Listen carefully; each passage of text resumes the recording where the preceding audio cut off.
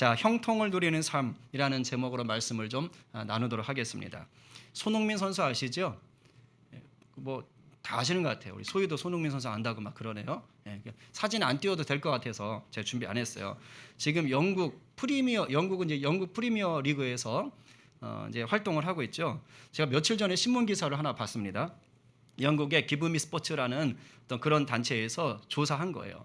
근데 프리미어 이제 축구 선수들 중에 윙어라는 포지션이 있대요. 그러니까 옆쪽에서 뛰는 거죠. 옆쪽에서 열심히 뛰는 그런 선수들 중에서 주급, 그러니까 월급 말고 주급이요. 일주일 단위로 받는 돈 개념으로 따진 거예요. 그러니까 연봉을 이제 일주일로 쪼갰겠죠. 그래서 주급 상위 30위가 누구냐? 주급을 상위 30위, 1등부터 30등까지를 뽑았다는 거예요. 손흥민 선수가 꽤 높더라고요. 몇 등인지 아세요? 7위예요. 7위. 근데 엄청 선수들이 많거든요. 거기가. 그리고 전 세계에서 최고거든요. 근데 거기서 7위예요. 알려진 주급. 그 자료 보니까 주급이 얼마인 줄 아세요? 얼마일 것 같으세요? 천집사님 얼마 받으면 만족할 것 같아요? 주급이 10억이요? 주급이? 주급이 욕심이 많은 거야. 주급이 2억 2,700만 원이라고 합니다. 근데 이거는 토트넘하고 계약을 다시 했는데 그 전 가격이래요. 그러니까 지금은 계약 이후이기 때문에 아마 3억 정도는 받을 거다. 지금 말씀드린 건 일주일에 3억입니다. 근데 이게 최소예요. 뭐 광고 수입 이런 거 다 따지면 더 많겠죠. 그러니까 그냥 공만 차고 일주일에 3억을 버는 거예요. 며칠 저기 아파가지고 들어 누워 있던데 그래도 3억 들어오는 거 아닙니까? 그러니까 1년에 3억 벌기도 힘든데 1년이 뭐야? 평생 벌어도 3억. 하여튼 1년에 3억도 아니고 한 달에 3억도 아니고 일주일에 3억씩을 벌고 있는 거예요. 가늠이 안 되네. 나는 얼마인지. 근데 이 정도면 세계에서 가장 축구 수준이 높은 그 영국에서도요. 아까 7위라고 그랬잖아요. 그러니까 높은 수준의 대우를 받고 있는 거예요. 그야말로 엄청 잘 나가죠. 그러니까 떼돈을 버는 겁니다. 떼돈을 벌어요. 오늘 본문에 나오는 단어로 말하면 이 손흥민 선수는요. 형통의 삶을 살고 있는 거예요. 엄청 잘 나가는 겁니다. 손흥민 선수가 이렇게 엄청난 대우를 받는 이유가 뭔지 아세요? 잘생겨서? 아니면 좋은 대학을 나와서? 아니면 뭐 대한민국 출신이니까? 아니면 가문이 좋아서? 아니에요. 그런 거 아닙니다. 손흥민 선수가 이런 엄청난 돈을 받는 것은요. 단 하나의 이유예요. 축구 실력이 탁월해요. 축구 실력이 탁월합니다. 세계적인 선수들과 겨루어도 밀리지 않기 때문이에요. 그렇다면 손흥민 선수는 어떻게 이렇게 좋은 실력을 갖게 됐을까요? 응애하고 태어날 때부터 세계적인 선수가 될 만한 실력을 이미 가졌을까요? 천재로 태어났을까요? 물론 타고난 재능은 어느 정도 있겠죠. 제가 볼 때 뭐 보통 사람보다 나을 것 같아요. 그러나 천재는 아닙니다. 축구 천재로 태어난 건 절대 아니에요. 타고난 실력보다는요. 철저한 기본기 훈련과 지속적인 노력을 통해서 좋은 실력을 갖게 된 겁니다. 그 아버지 얘기를 들어보니까 그래요. 손흥민 선수를 훈련시켰던 그 아버지와 손흥민 선수 자기가 하는 얘기가 있습니다. 짧은 영상이 있습니다. 하나 보겠습니다.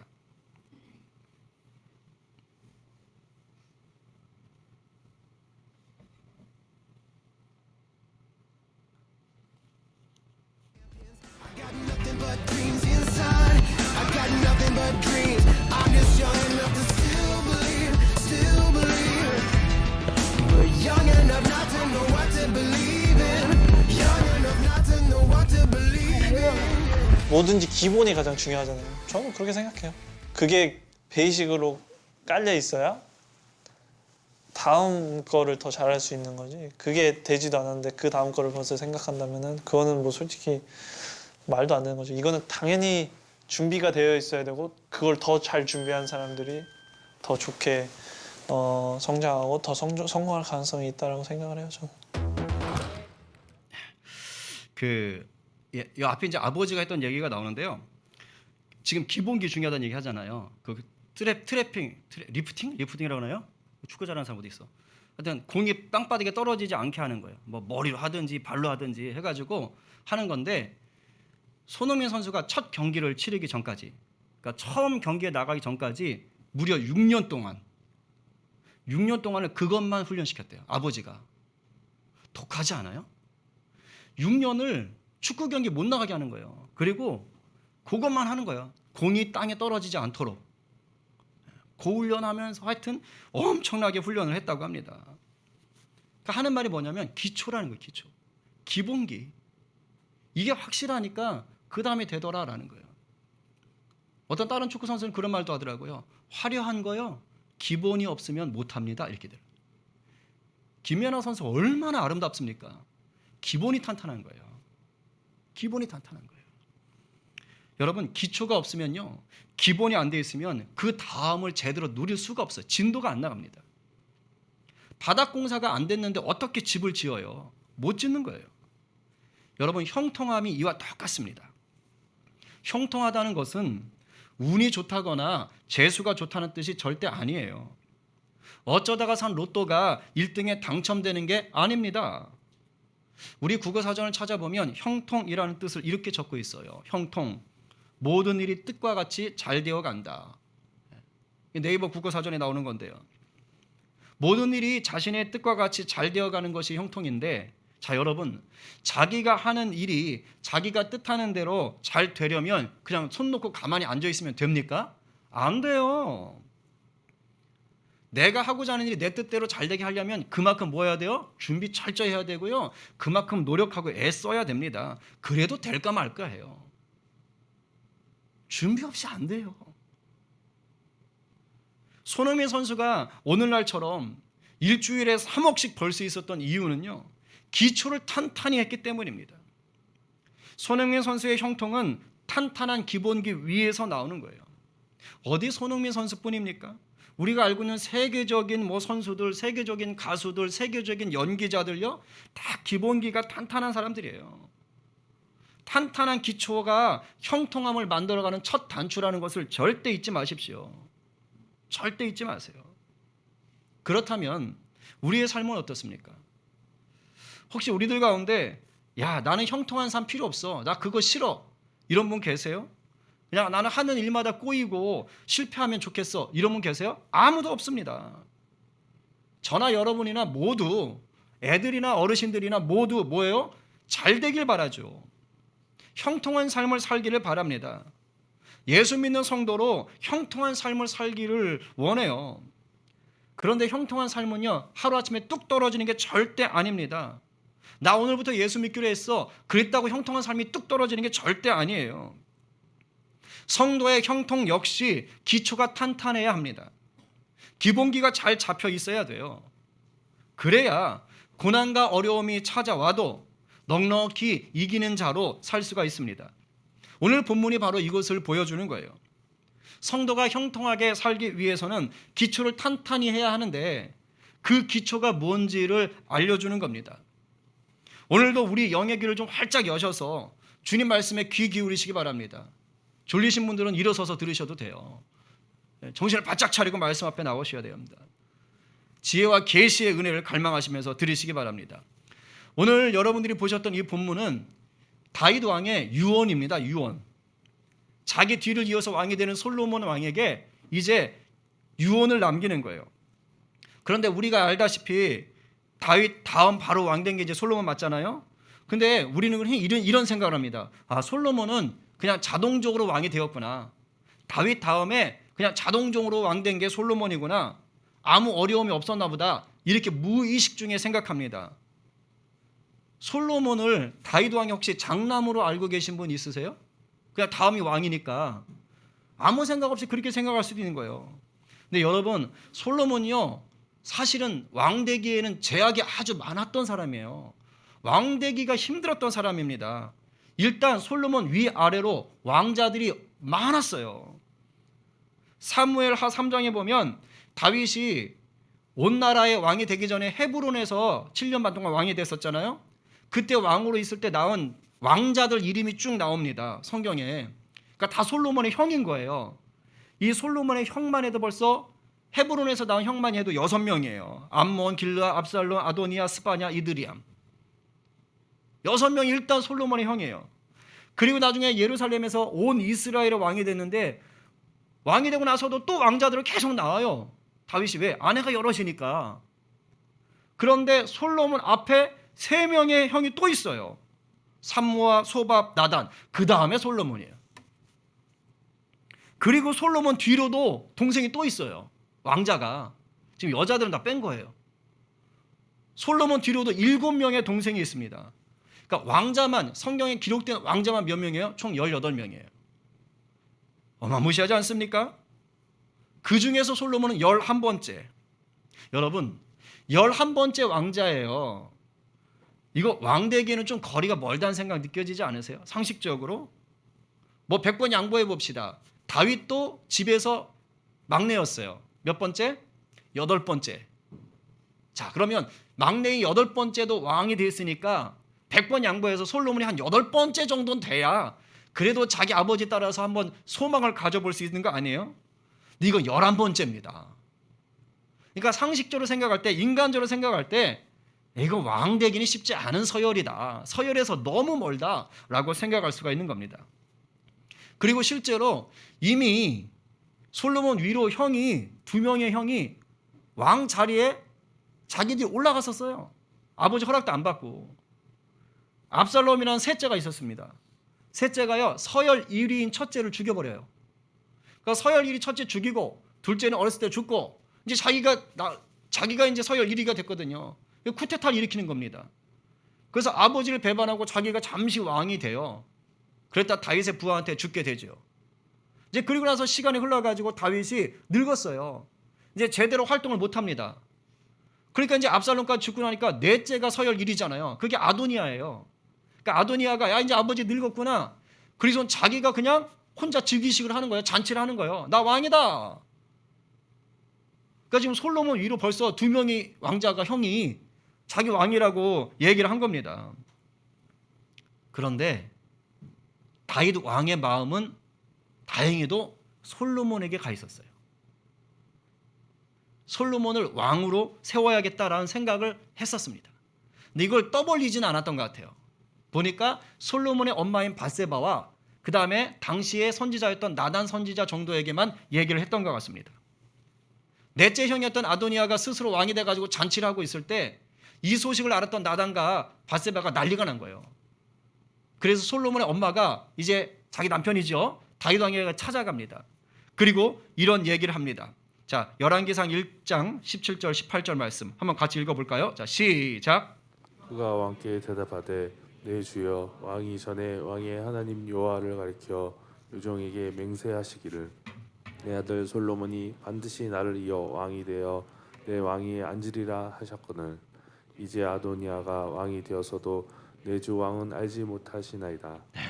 그러니까 옛날에 왕이시여 당신이 나한테 내 아들 솔로몬이가 왕 될 거라고 왕 삼겠다고 여호와께 맹세했지 않습니까? 근데 지금 어떻게 된 거예요? 아도니아가 왕 됐잖아요. 이거 아세요? 이게 따진 겁니다. 그 뒤로 바로 이제 나단 선지자가 들어오니까 나단 선지자한테 시키는 거예요. 야, 그럼 안 되겠다. 당장 아도니아 쟤 빼고 솔로몬을 정식적으로 왕으로 세워라. 이제 이렇게 해서 즉위식을 갖는 겁니다. 그러니까 솔로몬이 왕 된 게 순탄하게 된 게 결코 아니에요. 우여곡절을 겪고 나서 왕위에 올라갔다고요. 쉽게 말하면 형통하지 않은 왕의 쟁탈전을 거쳐서 왕이 된 겁니다. 자, 이제 다윗은 죽을 날이 얼마 남지 않았어요. 자기 아들 솔로몬이가 왕이 됐는데 편하게 된 게 아니잖아요. 우여곡절을 겪고 왕이 됐잖아요. 이제 왕위를 물려줘야 돼요. 어떤 마음일까요? 걱정이 많죠. 왜냐하면 지금 남아있는 왕자들도 수두룩하잖아요. 또 쿠데타 일어나 봐요. 또 싸워봐요. 얼마나 걱정이 되겠어요. 그러니까 다윗 왕 마음에는 얘가 안 그래도 힘들게 왕이 됐는데 이게 걱정이 많은 거예요. 되기 전에도 고난이었는데 왕이 되고 나서도 고난을 당하면 어떨까 걱정이 되는 거예요. 그러니까 무슨 마음이 있어요? 솔로몬은 강력한 왕이 되면 좋겠다. 제대로 된 왕이 되면 좋겠다. 내 아들이 그런 왕이 되면 좋겠다. 그런 마음이 있을 거 아닙니까? 그런 소망을 가지고 오늘 이 유언을 하고 있는 것입니다. 그렇게 보시면 돼요. 그래서 이 유언은 크게 2단락이에요. 첫 번째는 뭐냐? 왕으로서 반드시 지켜야 할 기본기. 아까 제가 기본 얘기했죠. 기초. 왕으로서 반드시 지켜야 될 기본기. 요걸 하나 얘기합니다. 그리고 또 하나는 뭐냐면 이제 왕이 된 다음에 해결해야 될 숙제. 네가 요거 처리해야 된다. 그거를 얘기합니다.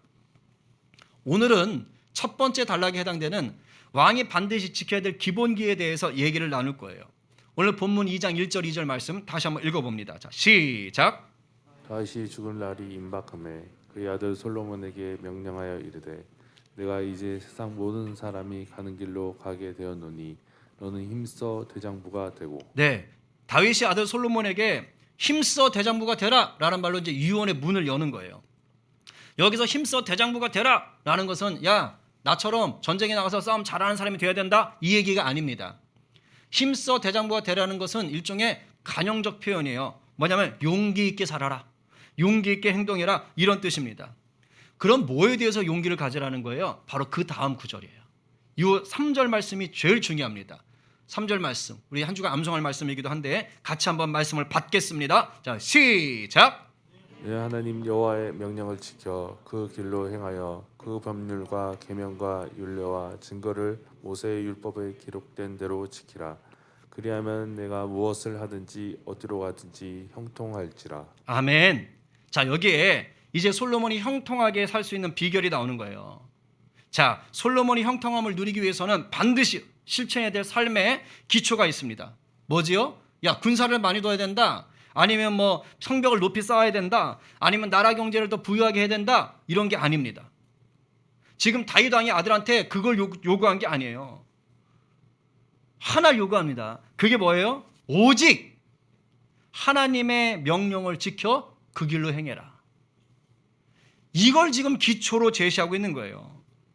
네가 주님 말씀대로 사는 게 형통함을 누리는 큰 비결이고 그것만밖에 없다라고 얘기하는 거예요. 그럼 여호와의 명령대로 산다는 건 뭘까? 그게 바로 모세의 율법에 있는 그 구절에 나오잖아요. 3절에 바로 뒤에 나오잖아요. 법률과 계명과 율례와 증거를 지키는 거예요. 3절 말씀 그대로 한번 띄워놓으시겠어요?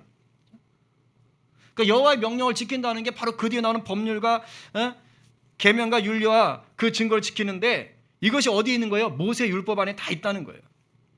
하나님이 모세를 통해서 주신 그 하나님의 말씀을 지키면 네가 무엇을 하든지 형통하게 살 수 있다는 거예요. 여기서 법률, 계명, 율례, 증거 뭐 이게 다 복잡해 보이는데 그냥 하나님의 명령이에요. 예를 들면 이런 거예요. 십계명 지키라고 하셨잖아요.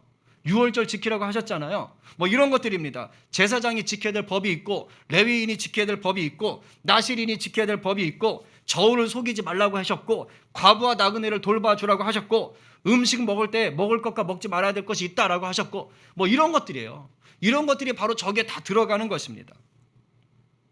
이러한 하나님의 명령을 마음을 다하고 성품을 다해서 네가 진실하게 지킬 수만 있다면 그럼 이제 이 다윗의 가문에서 왕이 끊어지지 않을 거다라는 복도 더해서 4절에서 추가로 또 말씀해 주시는 거예요. 그러니까 말하고자 하는 건 이거예요. 너가 정말 형통하고 싶어? 그러면 하나님의 명령을 제대로 지키면 돼 라고 얘기하는 거예요. 그럼 똑똑한 분은 이렇게 질문할 수 있어요. 에이 목사님, 그런데 지금 이거는 다윗 왕이 되는 솔로몬에게 해주는 유언이잖아요. 왕이 왕에게 해주는 유언이니까 우리 같은 평범한 사람하고는 상관없는 거 아닙니까? 라고 물어볼 수도 있어요. 뭐 그럴 수도 있겠죠. 그런데 이건 솔로몬 한 사람을 위한 유언이 절대 아니에요. 지금 다윗이 솔로몬에게 해주는 이 형통함의 비결로 얘기하는 건요, 다윗이 처음 얘기하는 게 아닙니다. 이건 이미 모세가 이스라엘 백성 모두에게 했던 얘기고요, 모세가 자기 후계자인 여호수아에게 했던 얘기이기도 합니다. 한번 볼까요? 신명기 29장 9절 말씀. 자, 시작. 그런즉 너희는 이 언약의 말씀을 지켜 행하라. 그리하면 너희가 하는 모든 일이 형통하리라. 그 다음에 여호수아 1장 7절 말씀. 오직 강하고 극히 담대하여 나의 종 모세가 내게 명령한 그 율법을 다 지켜 행하고 우로나 좌로나 치우치지 말라. 그리하면 어디로 가든지 형통하리니. 앞에서 읽었던 거는 온 이스라엘 백성에게 한 것이고 여호수아 1장 7절은 지금 여호수아에게 모세가 하고 있는 얘기예요. 여호와 명령을 지키면 형통할 거라고 지금 얘기하잖아요. 그러니까 솔로몬에게만 해당되는 말이 아니란 말이에요. 오늘 이 말씀을 듣고 있는 저와 여러분 모두에게도 해당되는 말인 줄로 믿으시길 바랍니다. 그렇기 때문에 우리도 하나님의 말씀대로 살면 형통함을 누릴 수가 있습니다. 믿으세요? 아멘이에요. 정말로 믿으세요? 아멘입니다. 이보다 더 좋은 게 없잖아요. 형통함 누리고 싶다면서요. 지금 그걸 알려주고 있는 겁니다. 그런데 여기서 제가 하나 짚고 넘어가야 될 게 있어요. 구약 성경에는 형통이라는 말이 꽤 나와요. 꽤 나오는데 이걸 한글로는 형통이라고 써 있는데요. 구약 성경을 기록한 히브리어로 보면 단어가 좀 달라요. 뭐 한 너댓 가지가 나옵니다. 그러니까 여러 히브리어 단어가 우리말은 그냥 형통이라는 말로만 번역이 되어 있는 거예요. 그러니까 뉘앙스가 조금씩 다른 겁니다. 우리가 보통 형통이라는 단어가 들어간 것 중에서 대표적으로 잘하는 말씀들이 좀 있어요. 그게 뭐냐면 시편 1편에 나오는 거하고 그다음 요셉에 대해서 얘기할 때 요걸 많이 알고 있어요. 우리 시편 1편 3절 한번 읽어볼까요? 자, 시작. 그는 시냇가에 심은 나무가 철을 따라 열매를 맺으며 그 잎사귀가 마르지 아니함 같으니 그가 하는 모든 일이 다 형통하리로다. 네, 이거 많이 아시죠? 복 있는 사람은 암송할 때 열심히 했으니까. 자, 그다음 많이 하는 게 요셉이 하는 게 다 형통했다 하는 거죠. 읽어봅니다. 여호와께서 요셉과 함께 하심으로 그가 형통한 자가 되어 그의 주인 애굽 사람의 집에 있으니 그의 주인이 여호와께서 그와 함께 하심을 보며 또 여호와께서 그의 범사에 형통하게 하심을 보았더라.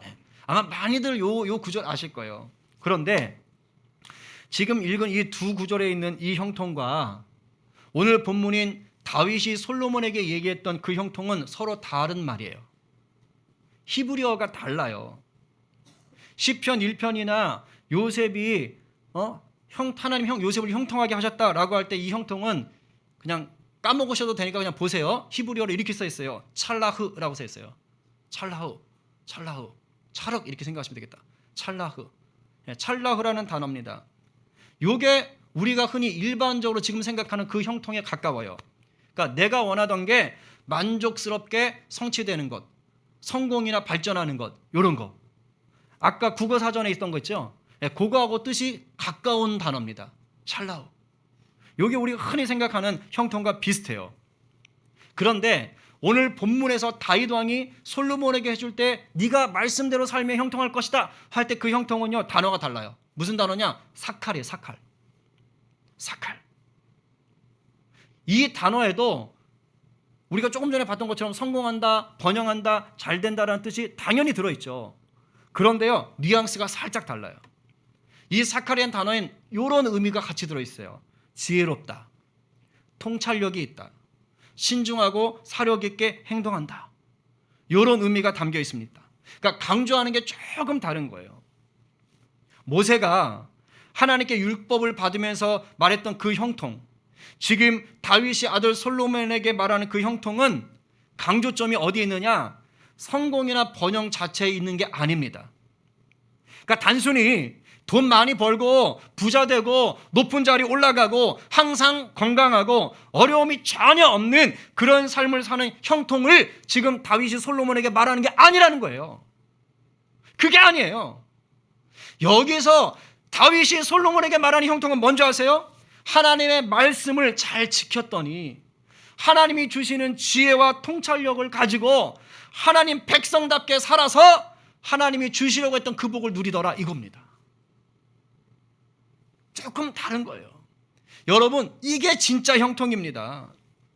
예수 믿는다고 해서요 무조건 하시는 일마다 대박이 나고 뭐 병에는 절대 걸리지도 않고 실패라는 건 누군만큼도 모르고 무조건 승승장구 높은 자리에 오르는 거 아니에요.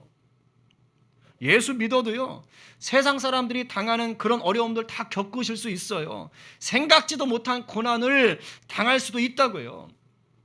그런데 세상 사람들은요 이런 어려움이나 고난이 닥치면 어떻게 생각하는 줄 아세요? 형통하지 않다고 생각해요. 불행하다고 생각해요. 인생 망쳤다고 생각합니다. 그러나 예수 그리스도 안에서 하나님의 자녀가 된 사람들은 이런 고난과 어려움 속에서도 형통함을 누리는 거예요. 왜냐? 기준이 달라요. 기준이. 십자가 고난을 이기시고 부활하신 예수님이 나의 구주, 나의 주인이 되셨기 때문에 바뀐 거예요. 삶에 대한 해석이 바뀌는 거예요. 그래서 예수님을 주인 삼은 자는요 주님의 말씀대로 살면서 무한한 형통을 경험하는 겁니다. 무한한 형통. 이게 뭔지 아세요? 세상적인 눈으로 보면 고난이고 위기이고 어려움인데 내가 예수님 말씀대로 붙잡았더니 어떻게 되는 거예요? 그 속에서 평강과 위로와 사랑과 은혜를 맛보게 되더라 이 말이에요. 그리고 무엇보다 하나님의 말씀이 그 고난을 뚫고요 승리의 열매를 맺는 것을 경험하게 되는 거예요. 이게 바로 우리가 누려야 될 형통인 겁니다. 여러분 혹시 지선아 사랑해 라는 책을 낸 이지선 씨를 아세요? 이 자매가 신앙생활 나름 열심히 하던 자매였어요. 근데 2000년 7월에 대학교 4학년 때요 오빠 차 타고 집에 가는 길에 사고가 크게 납니다. 음주운전자가 도망가다가 그냥 들이받은 거예요. 그래야 차가 뒤집혀지고 불이 난 거예요. 오빠가 먼저 나오고 나중에 그 동생 지선 자매를 꺼냈더니 상반신에 다 몸에 불이 붙어 있더랍니다. 그래가지고 그걸 막 이제 급하게 껐어요. 이미 몸의 절반이 3도 화상이에요. 끔찍한 거예요.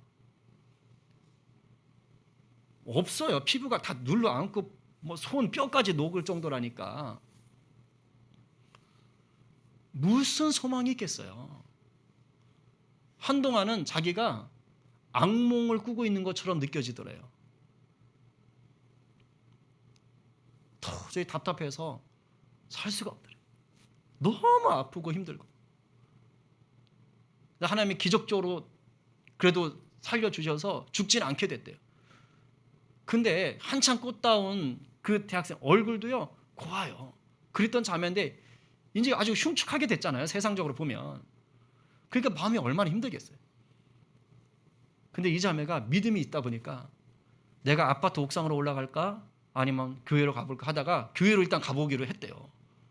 하나님한테 따지려고 대체 왜 그러신 거냐. 이제 살려주셨으니 뭐 대책이 있으시냐. 아무 말씀 안 하시더랍니다.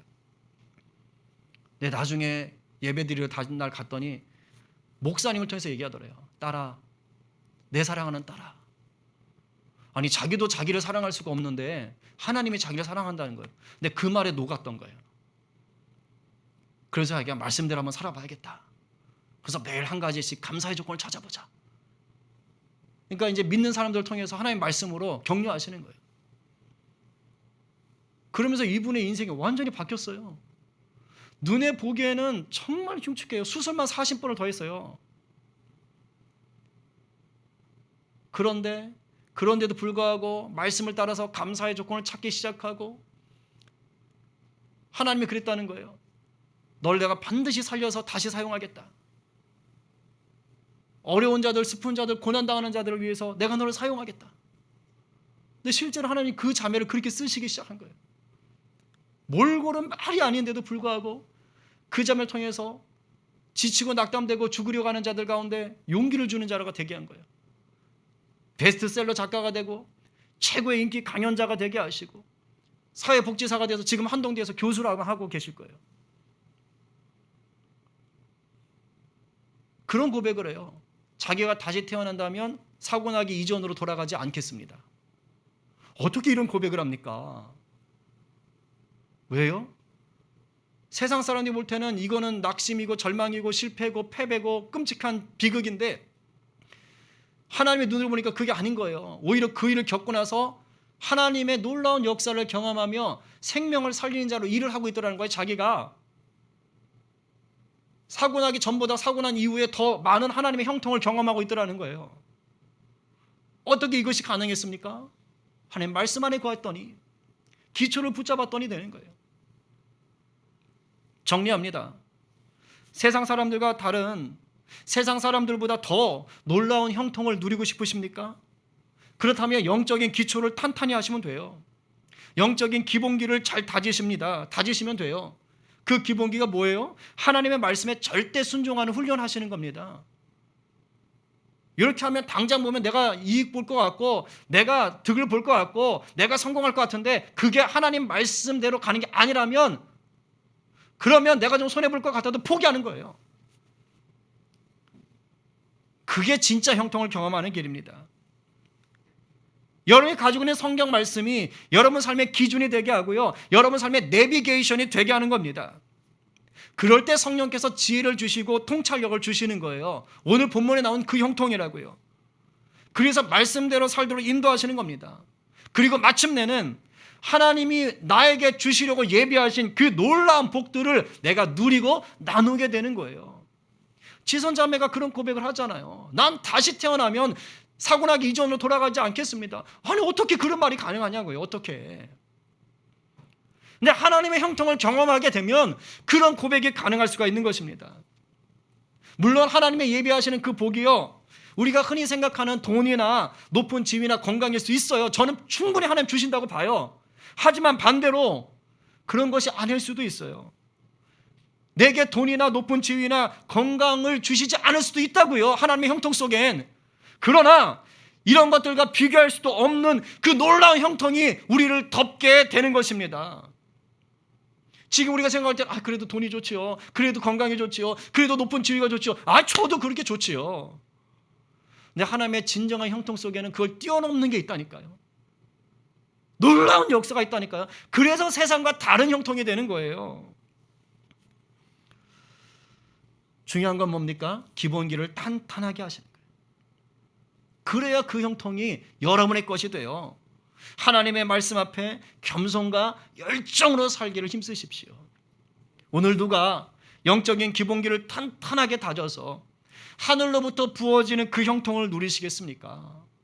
오늘 이 말씀에 하나님 말씀으로 내가 믿고 아멘하겠습니다 라고 결단하는 저와 여러분 다 되시기를 간절히 축원합니다.